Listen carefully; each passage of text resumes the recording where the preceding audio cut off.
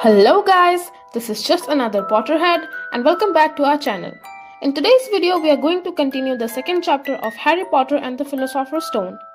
Oh but wait, if you haven't watched the first chapter yet, then please go check out our previous videos available on our Instagram handle and on our YouTube channel. Links to them are in the caption. So without wasting any more time, let's get into this. Dudley began to cry loudly. In fact, he wasn't really crying. It had been years since he had really cried. But he knew that if he screwed up his face and wailed, his mother would give him anything he wanted. Dinky Daddy Dumps, don't cry. Mommy won't let him spoil your day, she cried, flinging her arms around him. I don't want him to come, Dudley yelled between huge pretend sobs. He always spoils everything. He shot Harry a nasty grin through the gap in his mother's arms. Just then the doorbell rang. Oh, good Lord, they're here, said Aunt Petunia frantically. And a moment later, Dudley's best friend, Pierce Polkiss, walked in with his mother. Pierce was a scrawny boy with a face like a rat. He was usually the one who held people's arms behind their backs while Dudley hid them. Dudley stopped pretending to cry at once. Half an hour later, Harry, who couldn't believe his luck, was sitting in the back of the Dursleys' car with Pierce and Dudley, on the way to the zoo for the first time in his life. His aunt and uncle hadn't been able to think of anything else to do with him, but before they had left, Uncle Vernon had taken Harry aside. I'm warning you, he had said, putting his large purple face right up close to Harry's. I'm warning you now, boy. Any funny business, anything at all, and you will be in that cupboard from now until Christmas. I'm not going to do anything, said Harry. Honestly. But Uncle Vernon didn't believe him. No one ever did. The problem was strange things often happened around Harry. And it was just no good, telling the Dursleys he didn't make them happen. Once, Aunt Petunia, tired of Harry coming back from the barber's looking as though he hadn't been at all, had taken a pair of kitchen scissors and cut his hair so short he was almost bald except for his fringe, which she left to hide that horrible scar. Dudley had laughed himself silly at Harry, who spent a sleepless night imagining school the next day, where he was already laughed at for his baggy clothes and sellotape glasses. Next morning, however, he had got up to find his hair exactly as it had been before Aunt Petunia had sheared it off. He had been given a week in his cupboard for this, even though he had tried to explain that he couldn't explain how it had grown back so quickly. Another time, Aunt Petunia had been trying to force him into a revolting old jumper of Dudley's, which was brown with orange baubles. The harder she tried to pull it over his head, the smaller it seemed to become, until it finally might have fit a glove puppet, but certainly wouldn't fit Harry. Aunt Petunia had decided it must have shrunk in the wash, and to his great relief, Harry wasn't punished at all. On the other hand, he had got into terrible trouble for being found on the roof of the school kitchens. Dudley's gang had been chasing him as usual when, as much to Harry's surprise as anyone else's, there he was, sitting on the chimney.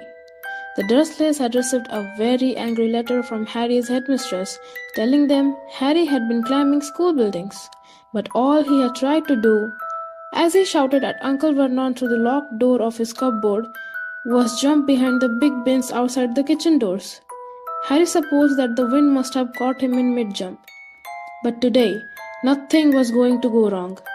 It was even worth being with Dudley and Pierce to be spending the day somewhere that wasn't school, his cupboard, or Mrs. Figg's cabbage-smelling living room.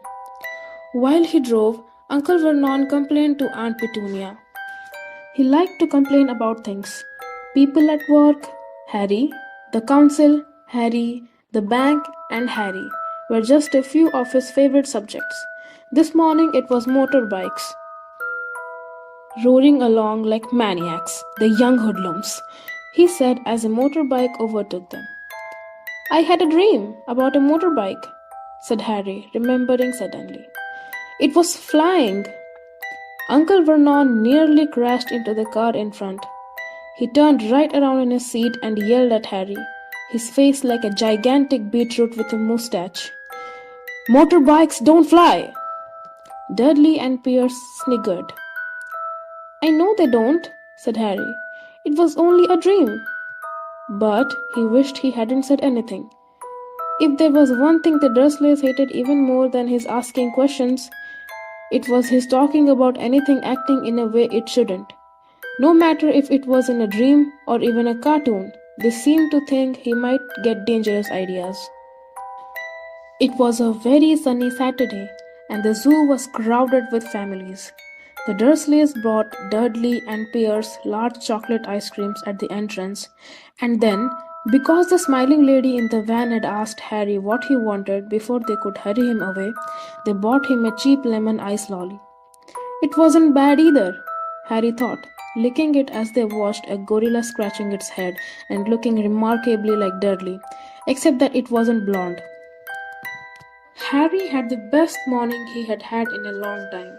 He was careful to walk a little way apart from the Dursleys so that Dudley and Pierce, who were starting to get bored with the animals by lunchtime, wouldn't fall back on their favorite hobby of hitting him. They ate in the zoo restaurant, and when Dudley had a tantrum because his Knickerbocker glory wasn't big enough, Uncle Vernon bought him another one, and Harry was allowed to finish the first. Harry felt afterwards that he should have known. It was all too good to last. After lunch, they went to the reptile house. It was cool and dark in here, with lit windows all along the wall. Behind the glass, all sorts of lizards and snakes were crawling and slithering over bits of wood and stone. Dudley and Pierce wanted to see huge, poisonous cobras and thick man-crushing pythons.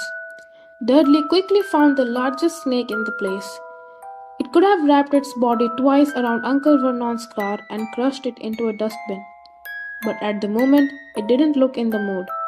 In fact, it was fast asleep. Dudley stood with his nose pressed against the glass, staring at the glistening brown coils. Make it move! He whined at his father.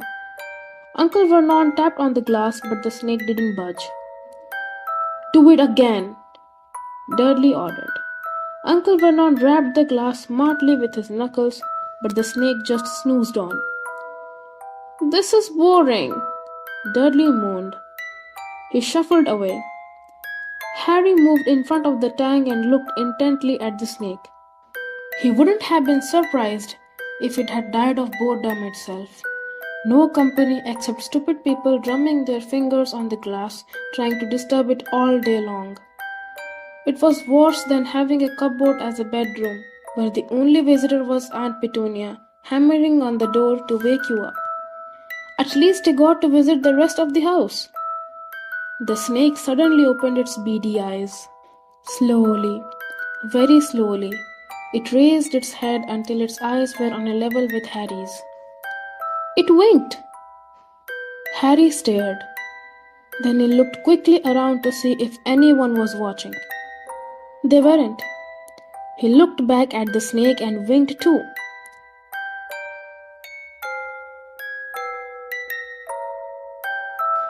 That's it to this video, and in the next video, we shall continue further. So, the question for today is, what was the one thing that the Dursleys hated the most? Comment down your answers. The comment section is all yours.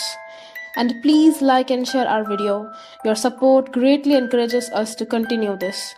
And please subscribe to our channel. The links are in the caption.